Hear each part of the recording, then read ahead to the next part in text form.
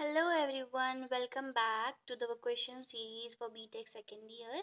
So today we are going to see the question number 11 to explain the causes of interpersonal barrier that render breakdown in the process of communication. So इससे previous video में हमने पढ़ा था intrapersonal barriers. In this video we are going to discuss interpersonal barriers. So answer देखते हैं major causes of interpersonal barrier that can lead to communication break down in details हम उनको ध्यान से देखते हैं। सबसे पहले आता है हमारा लिमिटेड वोकैबुलरी। हमारे पास वोकैबुलरी कम होती है, उसकी वजह से हमको ये प्रॉब्लम क्रिएट हो जाती है। Inadequate vocabulary can be major hindrance in communication. If someone do not know the right word to express their thoughts, their message may not understood correctly. हो सकता है कि हम कभी-कभी एकदम इनकरेक्ट हम पे सही वर्ड नहीं मिलता। ऐसा सिचुएशन हो जाती है, मेरे साथ भी हो जाती है इन रियल लाइफ कि अगर मुझे सही वर्ड नहीं मिला, मैंने कुछ गलत बोल दिया, तो मेरा एक्सप्रेशन, मेरा जो भी मेरा थॉट था, मैं उसको एक्सप्रेस ही नहीं कर सकती। हम सामने वाला ऑब्वियसली उसको गलत समझेगा, but obviously in the organisation level we can't do this big mistake. So work must be clear to the receivers word sorry so the meaning of words should be simple and easy. जो भी आप word बोले उनको simple easy रखो ताकि सामने वाले को समझ में आए। Don't use complex word, don't use unfamiliar word कि सामने वाला पहले डिकोड ही करता रह जाए कि आखिर इसने क्या बोला। मे कंफ्यूज द लिसनर्स की वजह से क्या होगा, जो लिसनर है वो कंफ्यूज हो जाएगा। Impact of a weak vocabulary on speech. अब वीक वोकैबुलरी का क्या इम्पैक्ट पड़ता है? If a speaker do not use the right word, अगर स्पीकर जो है वो सही वर्ड का इस्तेमाल नहीं करेगा, there communication will be ineffective. Obviously वो कम्युनिकेशन कैसे हो जाएगी? इनफेक्टिव कम्युनिकेशन हो जाएगी। This can leave a poor impression. Obviously वो एक गलत गंदा एक्सप्रेशन छोड़ के जाएगा on the audience and lead to misunderstanding, और वहीं पे हमारे पास मिसअंडरस्टैंडिंग क्रिएट हो जाएगी। एग्जाम्पल देखते हैं। If a student do not know the meaning of technical term, उसको कोई टेक्निकल टर्म का मतलब नहीं पता है, while explaining a concept they might struggle to communicate their idea properly. अब वो कैसे कम्युनिकेट कर सकते हैं उस चीज पर, राइट? अब सेकंड देखते हैं, which is the misunderstanding between the verbal mismatch in between the verbal and non verbal communication. So verbal communication क्या होता है? जो हम मुंह से बोलते हैं वर्ड्स का इस्तेमाल करके, उसको वर्बल कम्युनिकेशन बोलते हैं। और नॉन वर्बल कम्युनिकेशन वो होता है जिसके अंदर हम अपने बॉडी लैंग्वेज और एक्सप्रेशन फेशियल इन सब से कम्युनिकेट कर रहे होते हैं। जैसे communication consist of both verbal and non verbal languages. कहते हैं ना, एक कम्युनिकेशन के अंदर वर्बल और नॉन वर्बल लैंग्वेज दोनों ही आते हैं, gestures, facial expression, elements. If there is a mismatch between these two, अगर वर्बल और नॉन वर्बल के अंदर ही मिसमैच हो रखा है तो ऑब्वियसली लिसनर कंफ्यूज हो जाएगा। पहला पॉइंट देखते हैं, non verbal signal should match verbal message. अब जो भी नॉन वर्बल सिग्नल है आपका वो मैच करना चाहिए आपके वर्बल मैसेज से। If a person say something but their facial expression और body language indicate the opposite, मानो कोई इंसान कुछ बोल रहा है पर उसका फेशियल एक्सप्रेशन, उसकी बॉडी लैंग्वेज कुछ और कहना चाह रही है, वो एकदम अपोजिट इंडिकेट कर रही है, तो वहाँ पे डाउट क्रिएट हो जाता है लिसनर के माइंड में। इसका एग्जाम्पल देखते हैं कैसे होता है। जैसे मानो मैंने बोला आई एम फाइन, बट सामने वाले को मेरा फेस बहुत सैड है, तो सामने वाला कंफ्यूज हो जाएगा, इज शी रियली फाइन और is she said, right? So next देखते हैं, the speaker should be aware of their expression. जो भी एक्सप्रेशन आप दे रहे हो स्पीकर को पता होना चाहिए कि क्या एक्सप्रेशन आप दे रहे हो।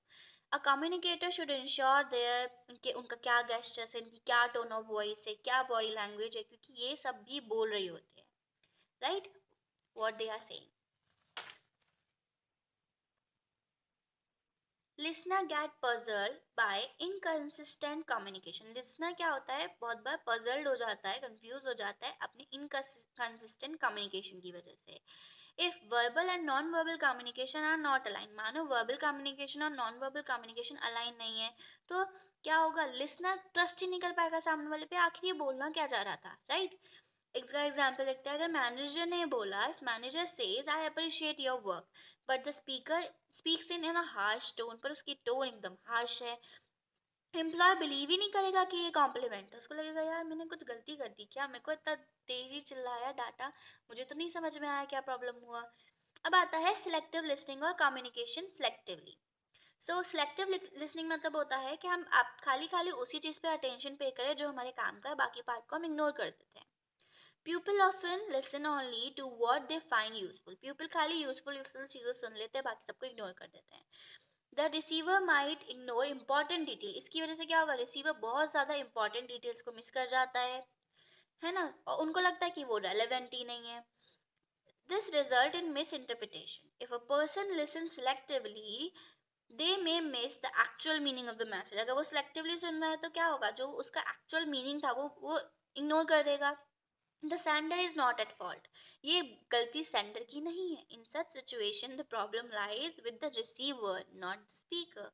So इसमें क्या होता है, हम लोग ना important चीजें सुन लेते हैं, बाकी चीजों को हमने छोड़ दिया, तो it is the receiver's problem कि selective listening कर रहे हो, आप बात ही नहीं समझना चाह रहे हो सामने. हो सकता है मानो मुझे ये वो टॉपिक आता है, मुझे 10 पॉइंट्स आते हैं उसमें, और रिसीवर ने भी, जो सॉरी सेंडर है, उसने खुद फिर से 10 पॉइंट्स बताए. हो सकता है वो 10 पॉइंट्स उसके 10 पॉइंट्स से अलग हो, तो मेरे 10 पॉइंट्स, मेरे 10 पॉइंट्स 20 पॉइंट्स में कन्वर्ट हो जाएंगे. नाउ आई नो 20 पॉइंट्स, सो मेरी नॉलेज हमेशा इंक्रीज ही होगी, राइट. अब हम कल्चरल डिफरेंसेस देखते हैं. Cultural variation can create communication barrier. Cultural variation की वजह से कम्युनिकेशन बैरियर आ जाता है, specially in the global work places. अब आजकल में पता है कि सारी की सारी बहुत सारा मल्टीनेशनल कंपनीज होती हैं, ठीक है.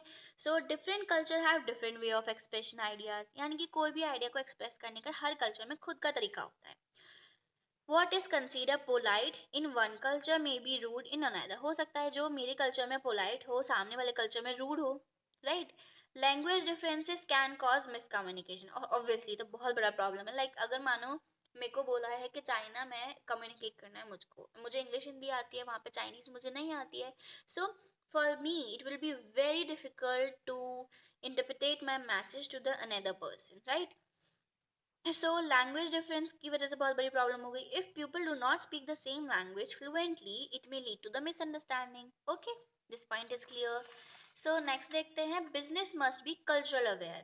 Companies operating in multiple countries, obviously हमें पता है multinational companies must understand their cultural norms और customs and business practice of different region. आपको समझना पड़ेगा. लेट्स जैसे कि एक कंपनी है, सॉरी एक कल्चर में क्या होता है, आई कांटेक्ट मेंटेन करना कॉन्फिडेंस का साइन है, while in the another it is the disrespectful. तो वहां पे हम आई कांटेक्ट मेंटेन करेंगे तो हमको तो लगेगा हमने कॉन्फिडेंस शो किया, बट हो सकता है हमने उन लोगों को डिसरिस्पेक्ट कर दिया. तो this is the problem that arises there. अब आता है पुअर लिसनिंग स्किल्स. ये कैसे हो सकता है? Good communication depends not only on a speaker but also on the listening. खाली एक स्पीकर तो जो बोल रहा है वो बोल रहा है, पर समझने वाले को, लिसनर को भी तो समझना पड़ेगा ना कि वो क्या बोलना चाह रहा था, वो कितना ले पा रहा है. ऑब्वियसली जैसे मानो मैंने आपको पढ़ाया, तो जितने मिनट की भी वीडियो है, मतलब हम अगर 100% से देखें, आपको लेट्स से आपने अगर अच्छे से अटेंशन पे किया तो आप यहाँ से 90% चीजें लेके गए. कोई दूसरा पर्सन 80%, 50% को नहीं समझ में आया, वो 20% भी लेके जाएगा. ठीक है. So it is all about the percentage different. वो लिसनर के परस्पेक्टिव पे डिपेंड करता है कि उसने कितनी चीजों को लिया, कितनी चीजों को समझा, कब उसके थॉट्स कहीं और नहीं गए, राइट. अब कैसे फेल हो जाती कम्युनिकेशन देखते हैं. लिसनिंग रिक्वायर्स फुल अटेंशन, क्योंकि many people hear words but not actively listen to the message. Actively listen करोगे ना इस मैसेज को जो मैं दे रही हूँ, अगर ये क्वेश्चन भी अगर आपने एक्टिवली सुन लिया, then you don't need to even read it again, you don't need to learn it again, you it's just simple, just listen, pay attention fully. तो ये वही वाली बात है. मैंने बहुत सारे लोग क्या होता है, खाली खाली वर्ड वर्ड पर टेंशन पे कर लिया, बाद में उनको थोड़ा सा और प्रॉब्लम पढ़नी आती है, फिर और पढ़ना पड़ता है. Poor listening lead to misunderstanding. If listener do not decode the speaker message properly, confusion arises. हो सकता है कि लिसनर जो है वो मैसेज को डिकोड ही ना कर पाए, तो स्पीकर को क्या हो, वहां पे कंफ्यूजन अराइज हो जाएगा, है ना. स्पीकर के मैसेज को अगर वो डिकोड ही नहीं कर पाया लिसनर कि वो कहना क्या चाह रहा था, तो कंफ्यूजन अराइज हो जाएगा. Distraction make learning difficult. Emotional disturbance हो सकता है, noise, wandering thoughts and lack of interest can prevent proper listening. अब ये तो बात सिंपल है. मानो मैं सामने अटेंशन पे कर रही हूँ और मेरी जो मेरे साइड में जो बैठती है मेरी सीटमेट जो है, वो मुझसे बात करने को आ जाती है कि ये वाली बात हो, जो कल वाली बात बताऊँ, तो मेरा क्या होगा, वो डिस्ट्रैक्शन की तरह आ जाएगा. इमोशनल डिस्टरबेंस हो सकता है, कोई नॉइस आ रही है, पूरी क्लास शोर मचा रही है, क्या मैं अटेंशन पे कर सकती हूँ? नहीं कर सकती हूँ. मेरे थॉट कहीं और दिमाग है मेरा, वंडर कर गए, तो वहां पे मैं पढ़ सकती हूँ? नहीं पढ़ सकती हूँ. और लैक ऑफ इंटरेस्ट, मेरा इंटरेस्ट ही नहीं है, मुझे आज समझ ही नहीं आ रहा है, मेरा मूड ही अच्छा नहीं है. राइट? तो ये प्रॉब्लम हो सकता है। एग्जाम्पल देखते हैं, if a student do not pay full attention to the teacher's explanation they might struggle to understand the topic later. Obviously मानो जो स्टूडेंट है उसने टीचर की बातों पे, इसके एक्सप्लेनेशन पे ध्यान ही नहीं दिया, तो क्या होगा, उसको बाद में उस टॉपिक से रिलेटेड उसको स्ट्रगल करना पड़ेगा और निकाल के पढ़ना पड़ेगा, समझना पड़ेगा, ज़्यादा टाइम कंज्यूमिंग हो जाएगा। वैसे this that's it for this video, that's it for this question. मैंने बहुत ही डिटेल में बहुत अच्छे तरीके से इसका आंसर लिखा है। अब हम नेक्स्ट वीडियोस में नेक्स्ट क्वेश्चन को डिस्कस करेंगे। हम जल्दी ही टेक्निकल कम्युनिकेशन की इस यूनिट को ख़त्म करते हैं।